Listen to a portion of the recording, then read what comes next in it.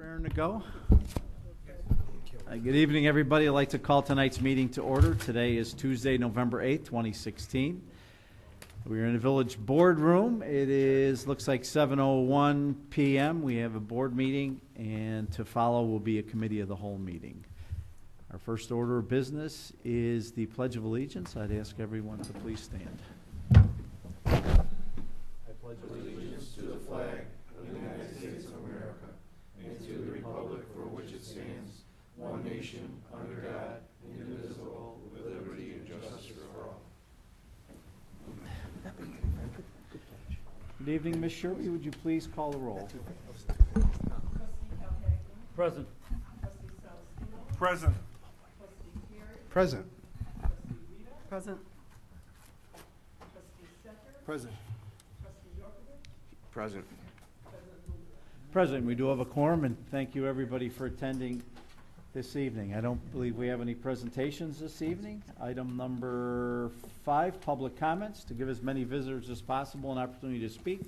In the interest of adjourning by 9 p.m., please limit your questions or your comments to 3 minutes in length unless further time is granted by the board. I see we have one public person. If you'd like to comment, you need to step up to the microphone and swing the bat.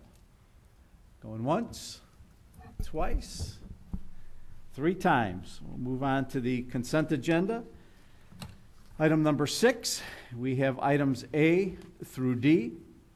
First item is the approval of the record of bills ending 11/3/16 in the amount not to exceed $1,419,483.77. Approval of minutes of October 11th, Committee of the Whole. Executive session also of October 11th. October 25th, Village Board meeting. October 25th, Committee of the Whole. And October 25th, Executive session. Sherby was a busy girl.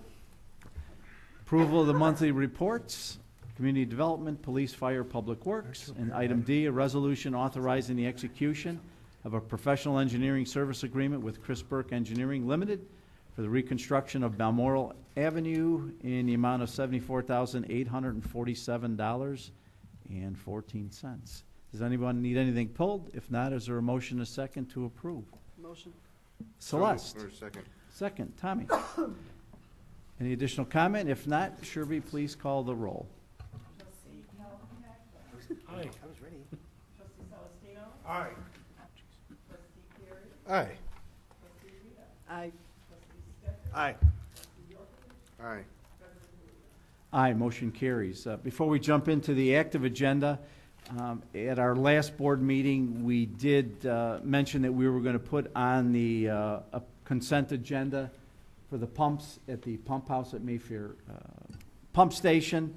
Robert and I conferred on a couple of issues, and we'll comment about that in the President's report, but we've pulled that from the agenda at this point in time, and I'll explain why coming up.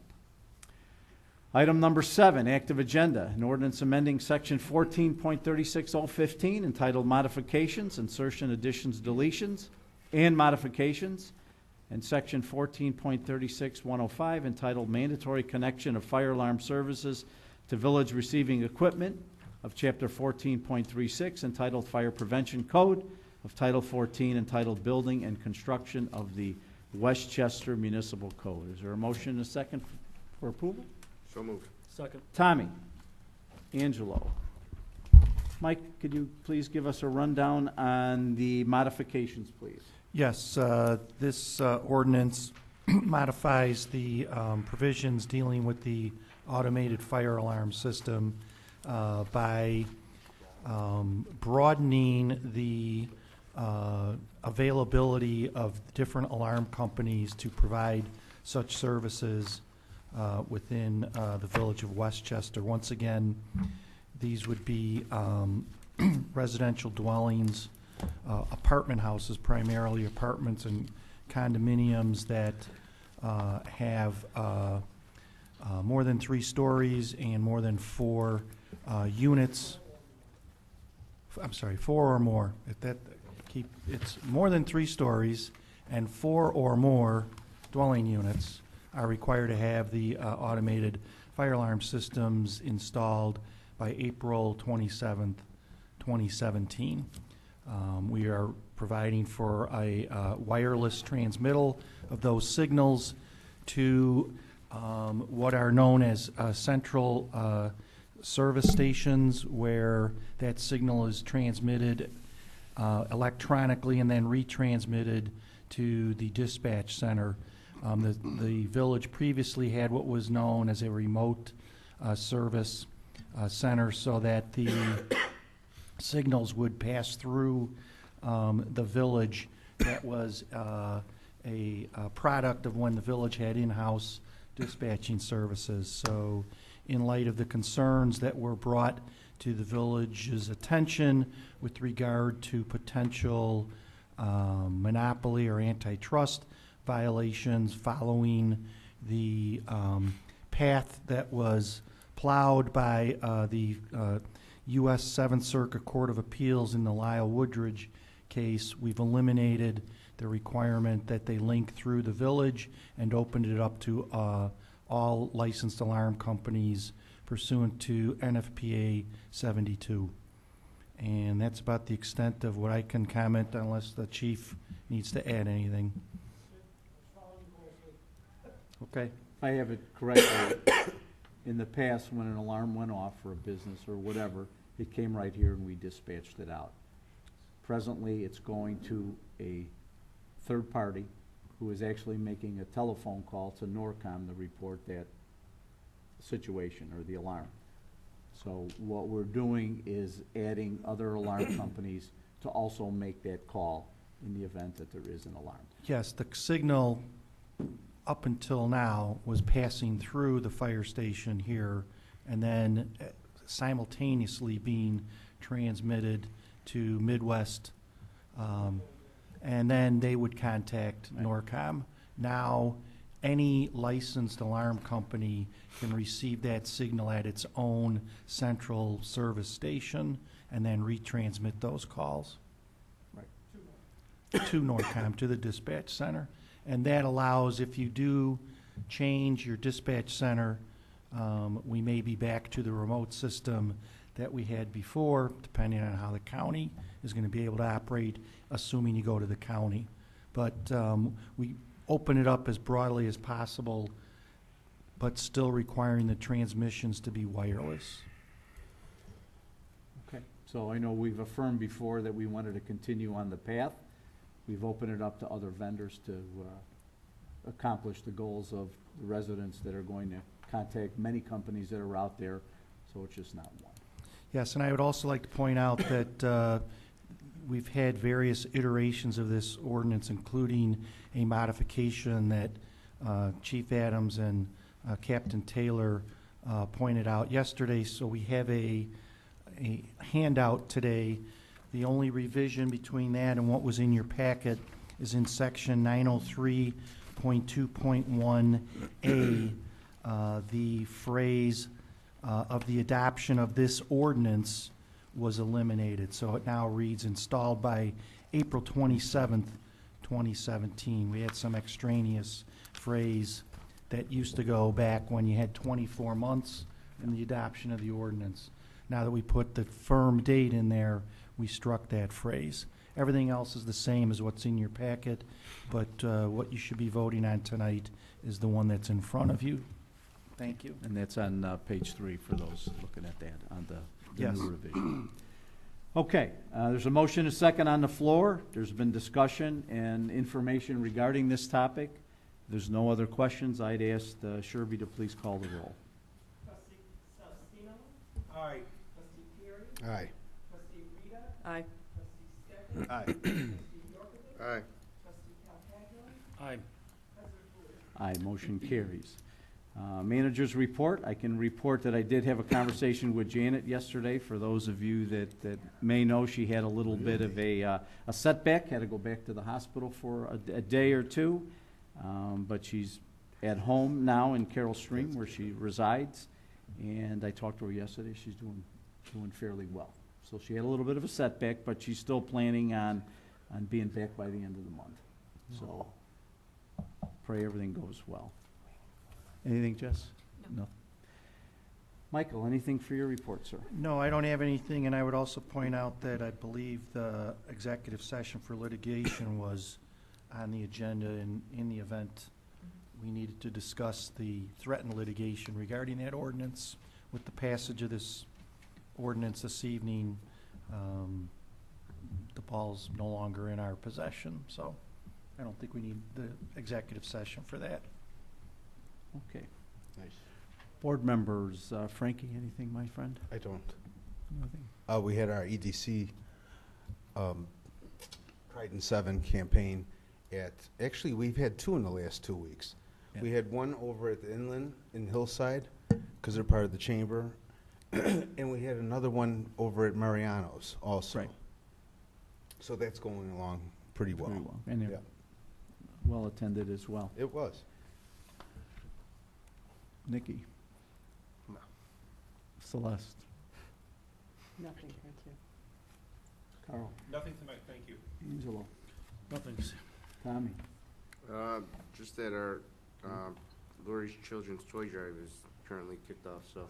Great, thank you. There's a receptacle out front for There you, is. and I saw the sign out there, so, Yeah, so, and it's at the Park District buildings and DP as well, so. great. Thanks, Tommy. Chief?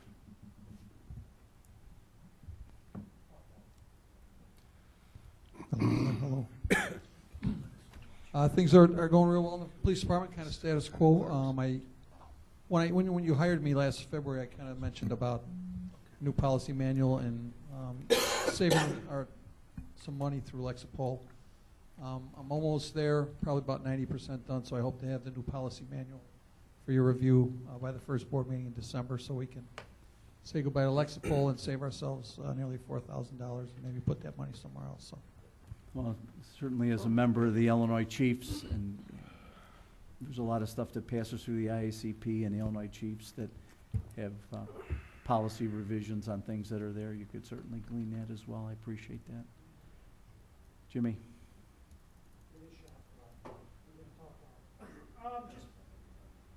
Just been busy working to get ready for ISO, working on the fire alarm ordinance,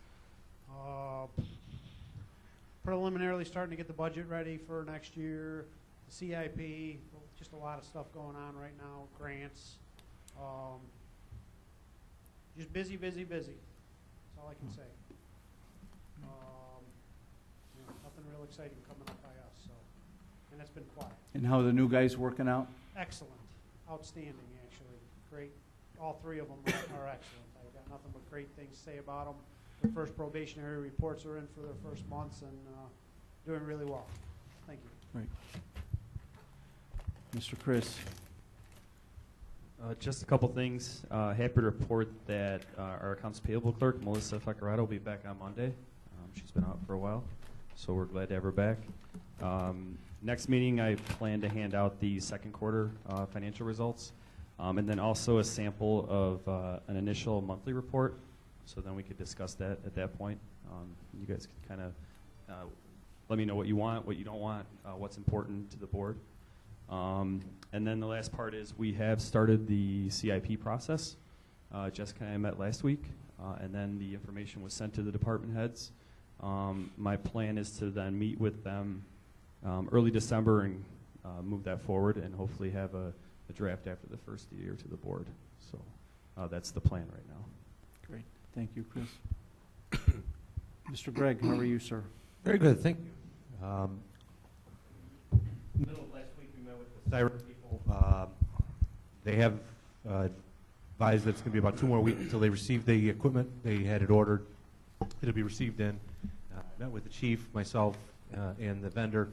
We went out to the back of the building, and currently, as the Station 1 tower sits on the we had a little discussion, the chief and I, with regards to its location, and we will be placing it behind the building. It's only moving it a few feet, but that'll be installed in the next couple weeks as they remove that. And I've also discussed with them removing the old siren or made reference to that sits in the back. Thank you. So I can't guarantee they're going to do it yet, but they're speaking internally about that to see if there are individuals that are coming out to do the other work. We'll do that. Also, I passed out, it was a non-agenda item, but I just passed out for information, a couple pictures of what T-Mobile had submitted to us with regards to the tower, and the tower being on our tower. And currently it's in the hands of Durkin's office. Matt Holmes from Michael Durkin's office is reviewing the draft contract. Also, the rest of the plans, most likely after speaking to Melissa, will either have to be reviewed by B&F or potentially Burke Engineering. Depends on how involved they are. Not certain yet, but I'll get approval to do that. Also, we're going to try to get that covered in our signing of that contract so that we have no costs involved with this installation. But as soon as I hear more, I'll pass that information along. I'll have. Thanks, Rick. Robert? Number of items to keep the board apprised of. We did receive our official letter of map revision from FEMA, and they have pronounced it out. A new effective date will be March 2017, and we'll have an information packet to pass out during our November 15th stormwater meeting. But it is currently online if you want to view that new floodplain map. Just handed it out. Oh, okay, So. good. But also if your neighbors want a copy, it's online and that can be downloaded. That's the official document from FEMA. So they're going to go through their review period. Even if people object, they have approved this. That is their prerogative to do so. And with that, we have 83 homes completely removed from the AO flood zone, and another 21 where it's been reduced to just within the street and sidewalk area on their lots. So 83 houses are pretty much out of the flood area, correct? Yes. Yeah. Thank you. So that was. We've been waiting for that date. During the November 15th meeting, we will discuss with homeowners the things that they can do in the interim to try to get their cost lower. Their flood insurance provider doesn't have to make the change till the official date, but they do need to rebate them during the period where the official date changes, and if they have a year-long policy, they have to rebate them for the months that they are out of the flood zone after the effective date. So there'll be at least a rebate for those that are paying the $2,000 and $3,000 a year. But there's some other ways that they might be able to reduce it. We'll talk about that in our November 15th meeting. Also on the 15th at 10 a.m., we are going to meet with the Addison Creek project engineers to get an update on what they're doing with the flood reservoir and their updated schedule on when they're going to do that, and the portion in Westchester where they're going to do some channel modifications. So we've been notified in general what they're going to do, but the more specifics we're going to hear 10 a.m. on November 15th as well, just in time so that we can have at the stormwater meeting that evening, we'll have as up-to-date information as we can and pass out to people. Because we know that the northeast part of town is more concerned about Addison Creek than Salt Creek, and we want to provide information to everyone that comes. We've been busy televising and cleaning the Balmoral sewers. At the last meeting, we talked about how we had qualified to get federal aid dollars for reconstruction of Balmoral Avenue, and the board directed us to make sure that the utilities are in good shape. So we've been cleaning and televising. We're going to look at the storm sewer. We're going to look at the sanitary lines, and we're also evaluating what we can do with the water main as well. So we'll put all those together. It'll go into the CIP, and we will have some dollar amounts, and the bigger task is to try to put all those together on a timeline so that we can fund and construct all portions of the project. It might mean that we will ask the Council of Government to move the road construction project back 1 year, which is easier to do than trying to move one forward a year because they only have so much money. But we're putting all of that together now and doing the assessments. Lastly, the post office roof is complete. And I had a discussion yesterday with the United States Postal Service Real Estate Department, and we were able to close all existing complaints on file. They have, in my tenure here, they filed several complaints about the roof, the leaking roof, and problems with water getting inside the building. So in a long discussion with them, that was sort of the final thing. Once we got the roof done, once we got the warranty signed, the last thing we need to do is close all of those complaints that the workers over here filed with the U.S. Postal Service about leaks in the building. So we were able to close all the active complaints on the roof. So that's a done deal. We still haven't paid the contractor his final amount, but that will be on record of bills on the 22nd. Okay, good. Are they done with the aluminum flashing? Yes. So, Yeah, I mean, the heavy rain that we had a couple of weeks ago, I know we both toured the facility, and I didn't see any active leaks or any other problems. I know in the fire department, I had them buy some ceiling tiles to replace some of the stained ones, just so if there's a new stain, we could determine what that is or where it's coming from. And, you know, so far so good. So, knock on wood, it'll stay that way. So. And Sam, did you sign the warranty? I hate to be a pest about it, so I think I did. it's fully in operation then. If you could send me a copy of that, Robert, I'd appreciate it. Oh, sure. Not anticipating we have to file a claim. I hope not. Yeah, it's been my bane since the day I got here. That the roof's been leaking and they've been complaining.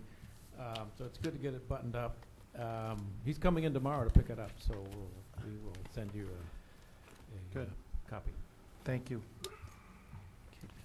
Melissa is out of town. Under President's Report, we did receive a card from the chief's family thanking us and the boards for the flowers and the escort for your mom. Again, we're very sorry that anytime this happens, but you know, your family and your family is family, and certainly we'll do everything we can to make it go as smooth as possible and at a difficult time. So, goes without saying. As I mentioned earlier, I had the pumps pulled. I know we were ready to pull the trigger on that. Chris and I and Robert had met, and there was a question on the part. We had a two horsepower pump. In checking with what's there now currently, we determined that it actually was a 5 horsepower in the pits, and there's probably double the cost in a 5 horsepower motor versus a 2 horsepower mower. And speaking to staff, I wasn't convinced that we were going on the right path of putting the pumps in before the electrical service. As you may or may not be aware, the electrical service that was put in that pump station is 1975 vintage. It has been jury-rigged in some regards to make things work. And we're told by a number of vendors that it may not even be safe to start accessing some of those switches. Some of the circuit breakers are not even working presently, and that when you open the box up, we may have a live wire condition. So in an emergent situation, I felt better of bringing this to the board. We have budgeted $100,000, I believe, or somewhere near that in our last budget to replace the electrical panels in that system. What I'm going to suggest is we look at the electrical and the pump replacement in the sump pits pretty much all at the same portion of time. I would ask that the board consider, instead of spending the $100,000 that we have budgeted for this, that we kind of hold that back. In speaking with Chris, we may be able to get some favorable rates of about 2.5% in a loan from our PNC, and I would prefer to gather that money, and if the board decides, in addition about the truck purchase as well, that we're going to talk about in the committee of whole, to package that up and make payments on that, and in the event that we need a little extra money, as you never know what's going to happen once you get into the hole of that pit. Right now, it's 10 feet underwater. We're going to have to dewater that before we could even do anything with it. So I'm suggesting that we take out a loan over a certain period of time to pay that back at very low interest rates. In talking to Chris today, you know, we have the Kubota, we have the High Ranger, we have the vac machine, and we have the paving box, which will be, some of them will be coming due the last payment this year in 2017.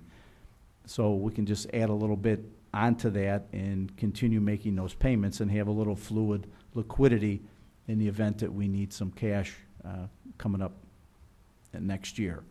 But I feel there's an emergent situation with that pump, and I would imagine that doing in the winter instead of the summer will have us able to get that done without a spring rain or whatever. I mean, if you can recall 2008, in December and January, we did have rains that, because the ground was so frozen, that we ended up with a problem. However, I feel that what Public Works has been doing with their vacuuming and their jetting and things of that nature has really made a difference in the way the water is being conveyed from either a storm sewer or sanitary into the right places. We haven't had a drop of water pool, knock on wood, underneath the Roosevelt Road Bridge, where we always had a problem with that. We haven't had anything being conveyed. So I think the preventive maintenance that we're doing, and we're continuing doing even on Balmoral, and talking to the guys today, it is very well plugged up on Balmoral that they could only go a couple of blocks at a time with the amount of stuff that they're taking out of the storms and things of that nature. And certainly with Greg's help, we're cameraing that as well for any future project in there. So I would ask to consider that piece of it. We're making some payments. We'll have some debt gone. And with the low interest rate of 2.5 or 6 or whatever Chris is working on, it might be a prudent move, because we need to get that done. And we need to get it done before the spring rains. And we need to get that water out of there and have that a safe location for staff or anybody that's working inside that pump house facility. So I ask you to consider that as well. That's pretty much all I have for today. I would ask that we have an exec under 5 LX 122C1 to discuss the employment, compensation, discipline, performance, or dismissal of specific employees of the public body. If the board would so entertain that for a few minutes. Other than that, I would ask that, is there a motion, a second, to adjourn our board meeting? Motion. Second. Where we got? Who? Doesn't matter. Celeste, and who's the second? I'm sorry, Tommy? Celeste and Tommy? All those in favor of adjourning our board meeting, say aye. Aye. Any opposition, say no. We stand adjourned of our board meeting at 7:30. It's got to be a record.